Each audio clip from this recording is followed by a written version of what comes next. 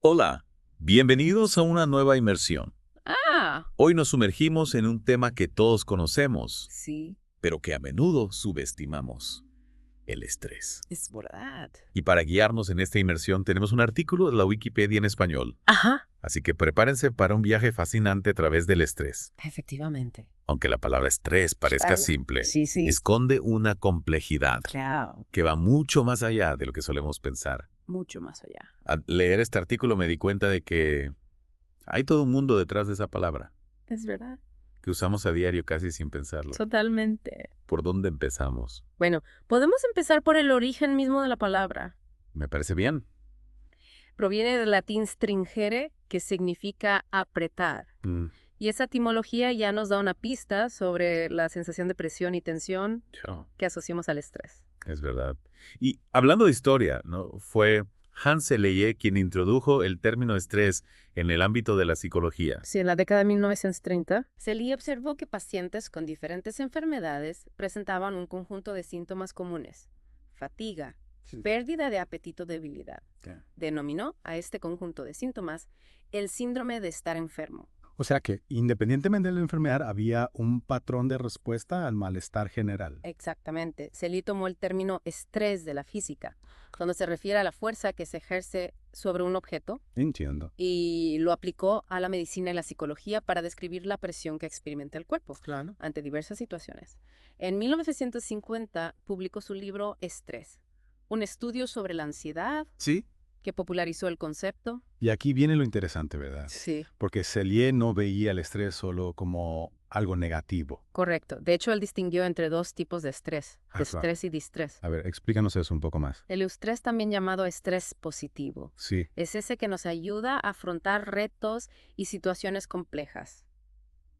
Imagínate que estás a punto de dar una presentación importante. Claro. Sientes nervios, tu corazón late más rápido. Sí. Pero esa energía te ayuda a concentrarte y dar lo mejor de ti. Ya. Ese es el estrés en acción. Claro. Es como una inyección de energía que nos impulsa a actuar. Exactamente. En cambio, el distrés o estrés negativo Ajá. aparece cuando las demandas superan nuestra capacidad de afrontamiento. Ya veo. Ese estrés mantenido en el tiempo puede llevar a la fatiga crónica, ansiedad e incluso problemas de salud más graves. Tiene sentido. Hablando del cuerpo, el artículo entra en detalles sobre cómo reacciona fisiológicamente ante el estrés. Sí, Es como si se pusiera en modo alerta roja. así es. Ante una situación de estrés, se activa el sistema nervioso simpático, Sí. provocando vasoconstricción, dilatación de las pupilas, aumento del ritmo cardíaco y respiratorio. La clásica reacción de lucha-huida, ¿no? Efectivamente. Además, se liberan glucocorticoides como la adrenalina, el cortisol y la encefalina. Ajá. Estas hormonas preparan al organismo para la acción, aumentando la glucosa en sangre, los factores de coagulación y los factores inmunitarios. Es decir, que en el corto plazo esta respuesta es esencial para la supervivencia. Exacto. Pero si estos mecanismos se mantienen activados de forma crónica, Claro. pueden tener consecuencias negativas para la salud. Claro, es como si estuviéramos constantemente en estado de alerta y eso acaba desgastando al organismo. Y el artículo no se queda solo en lo físico, sino que también habla del impacto psicológico del estrés. Por supuesto, el estrés puede afectar nuestras emociones, nuestra cognición y nuestro comportamiento. Puede desencadenar tristeza, irritabilidad, apatía, inestabilidad emocional. Y lo que me parece fascinante es que hay métodos para medir el estrés a través de indicadores muy sutiles. Sí, como los movimientos oculares, el comportamiento de las pupilas e incluso los patrones de parpadeo. Increíble. Es decir, que el estrés deja huella hasta los detalles más pequeños de nuestro comportamiento. Y el artículo menciona una lista bastante exhaustiva de desencadenantes del estrés, ¿verdad? Si se habla de 10 grandes categorías de estresores, Caramba. que incluyen desde la sobrecarga de información hasta las relaciones sociales complicadas. Pasando por la percepción de amenaza o la alteración de las funciones fisiológicas. Son muchísimas las situaciones que pueden generar estrés en nuestras vidas. Es verdad, desde cosas puntuales como una mudanza o un examen hasta cosas más cotidianas como el tráfico o la presión en el trabajo. Exactamente. Y el artículo clasifica estos eventos estresantes en 4 tipos: únicos, múltiples, cotidianos y biogénicos. Biogénicos, eso suena interesante. Son aquellos que activan la respuesta al estrés directamente sin mediación de procesos psicológicos. Un ejemplo ejemplo sería el consumo de cafeína. Ya entiendo. Mm. En cuanto al impacto del estrés en el cerebro, el artículo se centra en los efectos del estrés prolongado, ¿no es así? Correcto. El exceso de glucocorticoides liberados durante la respuesta al estrés puede tener efectos perjudiciales en el cerebro, especialmente en el hipocampo, una región crucial para la memoria y el aprendizaje. Eso es preocupante.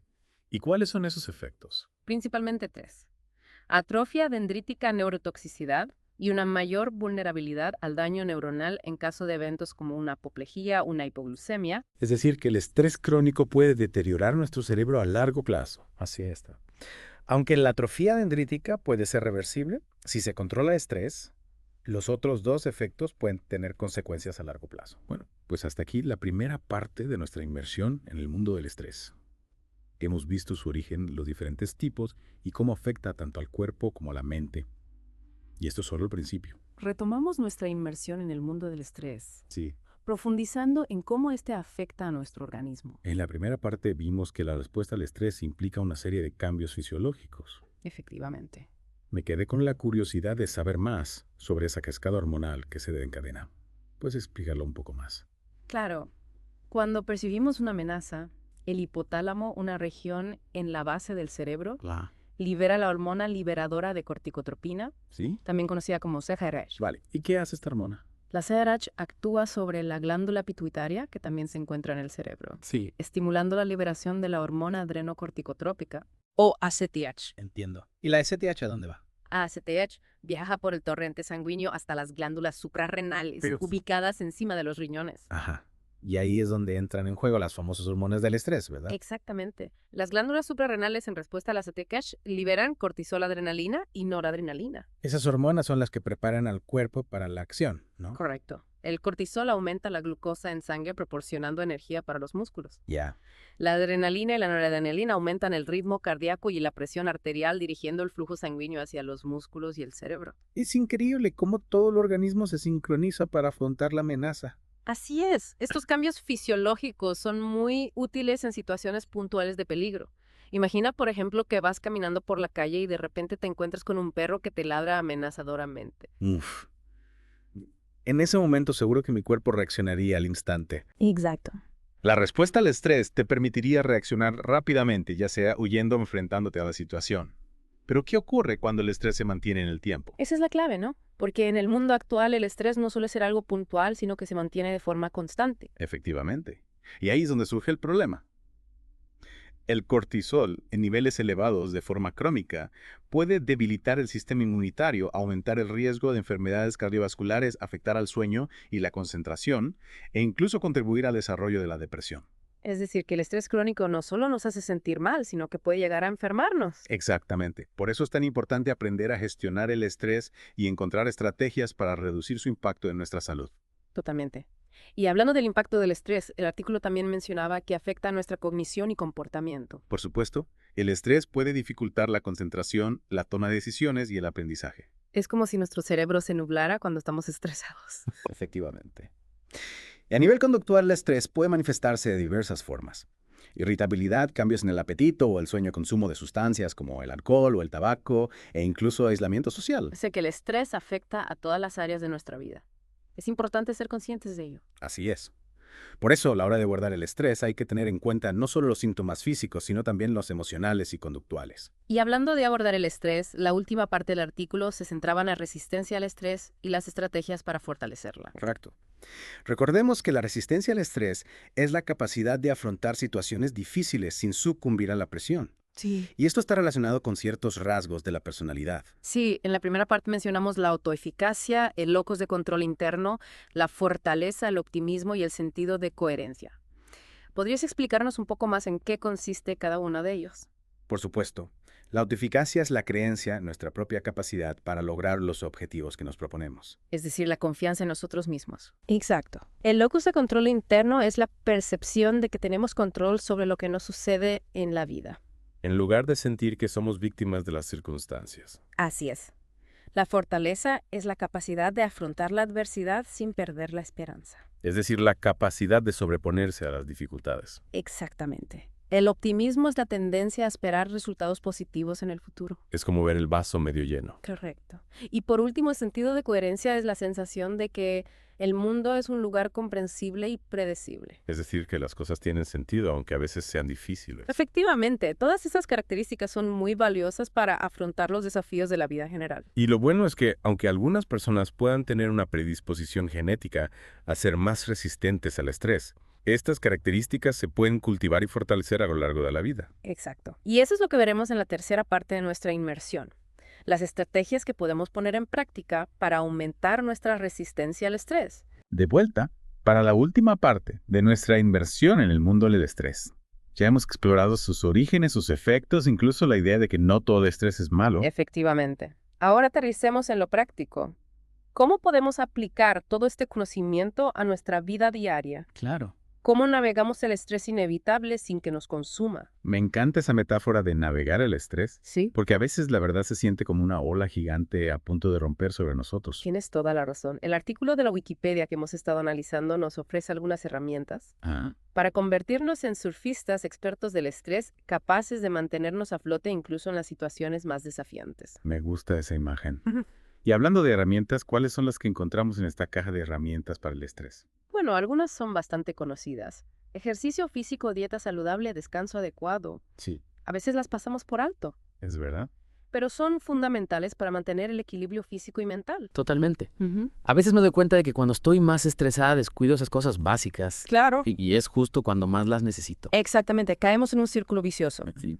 Pero hay otras herramientas que se centran en cómo nos relacionamos con el estrés. Planificar para reducir la incertidumbre, aprender a decir no, para evitar la sobrecarga, practicar técnicas de relajación para calmar la mente. Y la risa, aliviemos la risa. Reírse libera endorfinas y nos ayuda a cambiar la perspectiva. Cierto. También hay herramientas que nos ayudan a cambiar nuestros patrones de pensamiento, cultivar el optimismo, enfocarnos en lo que sí podemos controlar, practicar la gratitud. Es como si estuviéramos entrenando nuestra mente para ser más flexible y resiliente. Precisamente. Ajá. Y no olvidemos el poder de la naturaleza. Dar un paseo por el bosque, respirar aire fresco, observar el cielo. Todo eso tiene un efecto calmante en el sistema nervioso. Es verdad.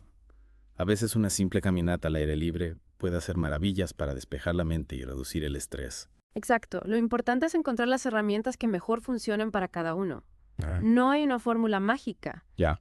sino un proceso de autoconocimiento y experimentación. Entiendo. Lo que funciona para mí puede no funcionar para ti y viceversa. Y también es fundamental recordar que no estamos solos en esto. Buscar apoyo profesional si lo necesitamos es una señal de inteligencia, no de debilidad.